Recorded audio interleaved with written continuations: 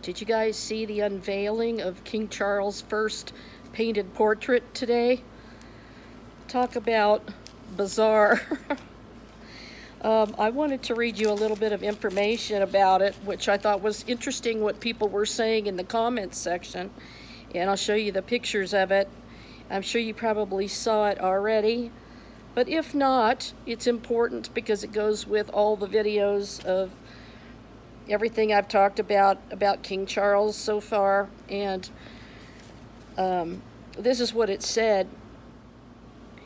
The first painted portrait of King Charles III has been unveiled at Buckingham Palace. The piece was painted by British artist Jonathan Yao, who has previously painted Kevin Spacey, Tony Blair, and Prince Philip.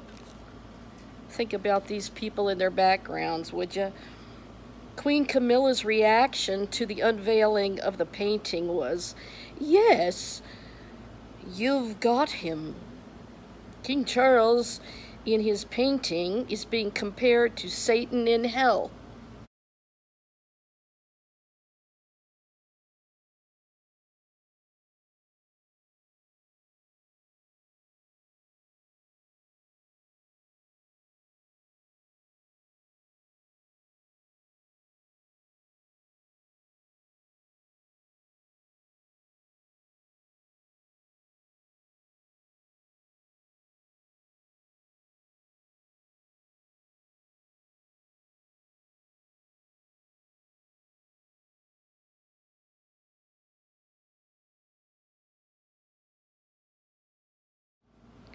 Pay attention to the Project Monarch butterfly in the painting.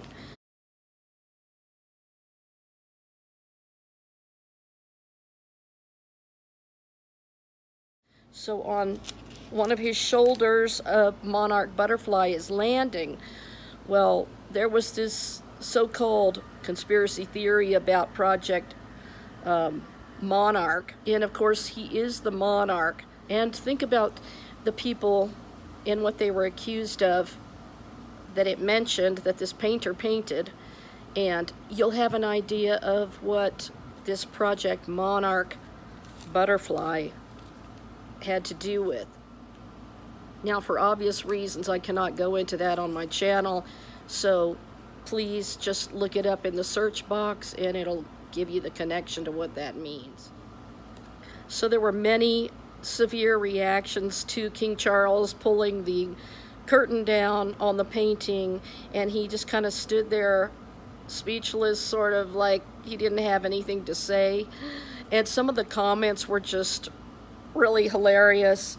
Some of them were kind of shocking, so I just want to share people's comments of their reactions to the painting.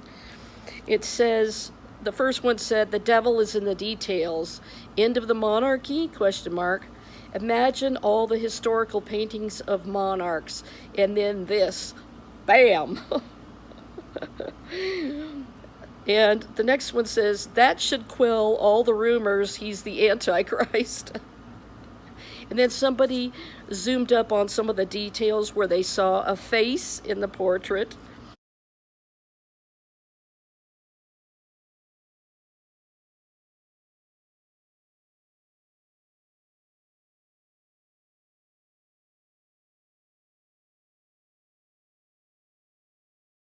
Then the next person said, "Paint me a portrait to hell."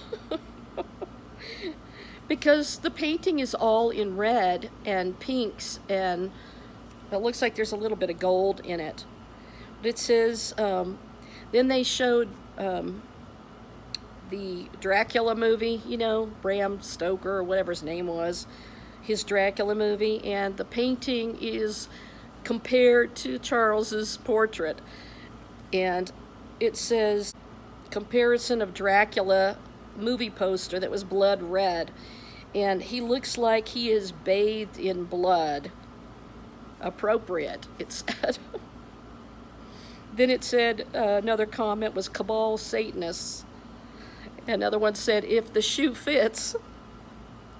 Somebody said, "Why not a royal blue background?" We know why. then the next person said, Satan! Exclamation. And another said, well, that's disturbing. Another said, 666. And another said, why did they put his head in the molten lava? Yuck. And who's willing to believe every conspiracy theory now about the royal family? Hideous. Now, there's obviously hidden details in the portrait. There's hidden faces, there's hidden things.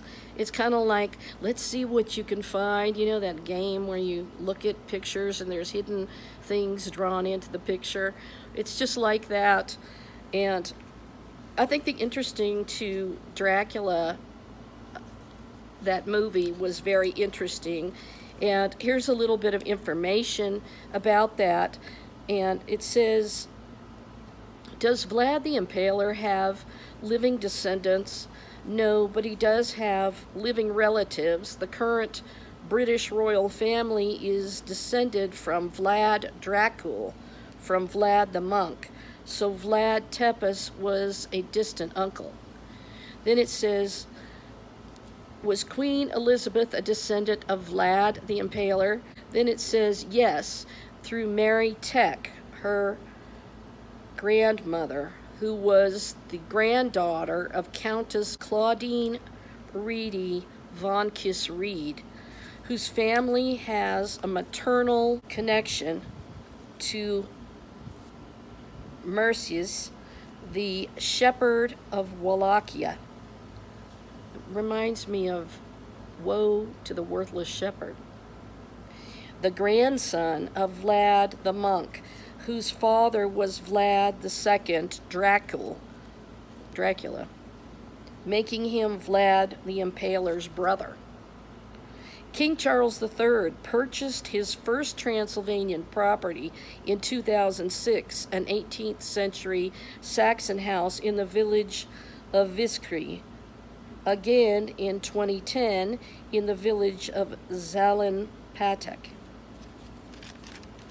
And the surrounding countryside offers various activities such as botanical excursions, hiking, and horseback riding.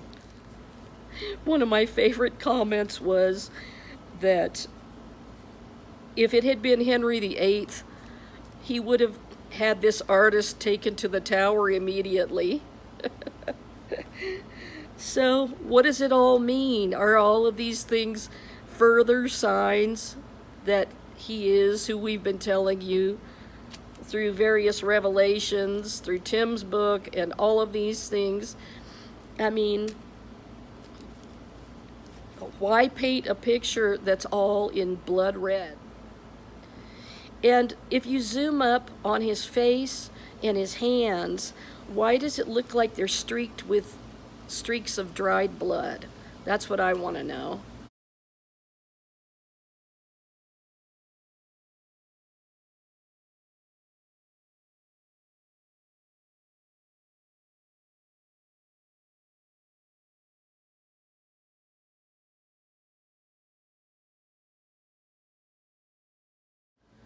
It's truly hideous, like they said, and even though the face is an exact resemblance, you have to wonder what all of these symbols are that are hidden within the painting, because they're obviously there. Everyone can see it, and everybody knows.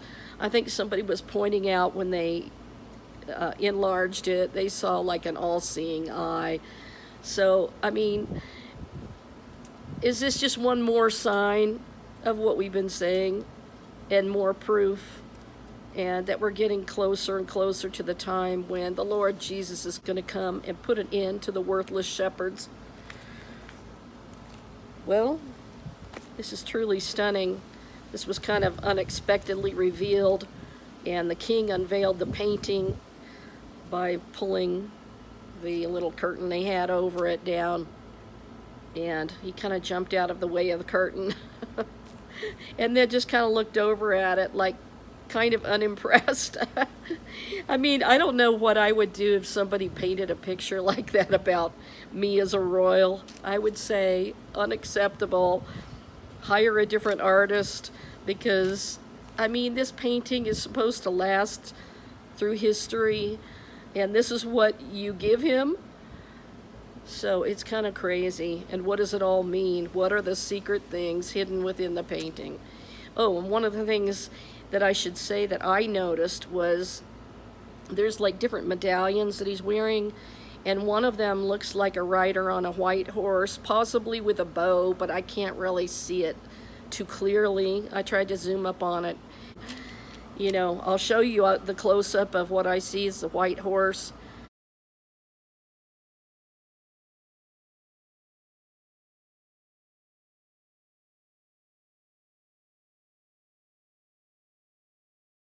And it is a white horse. And I told you about recently, then the Lord was telling me, look at the crown that is given to the white horse rider. And then I was looking up to see if King Charles had a white horse. And he actually has a white horse that rides out with a trumpeter that announces his arrival. So then I realized, looking at the crown, that it's the Sanhedrin who appoints a king over them that has already commissioned the gold crown to be made for this king when he comes to Jerusalem. And he's the anointed one with the holy oil from the Mount of Olives and crushed in Bethlehem to get the oil, the city where David's family lineage came from. It's all coming together, you guys. This is so stunning. And just when we thought that there was a big lull in everything, it's just like it picked up. And as soon as the Sanhedrin gifts him the crown, that's the white horse rider that causes the seals to start opening of judgment and the following horses to come in line. And I did videos on each one of the horses and what they meant. So that's all I had for today. I just wanted to show you those pictures and see what you think about it. Believe me, with all the photographs I worked with in Photoshop, I could do a lot of investigating if I had it, and I could check it out even further and investigate it. But anyway, I guess I will talk to you later and let you know what's going on in the next video. Shalom for now. Have a good night.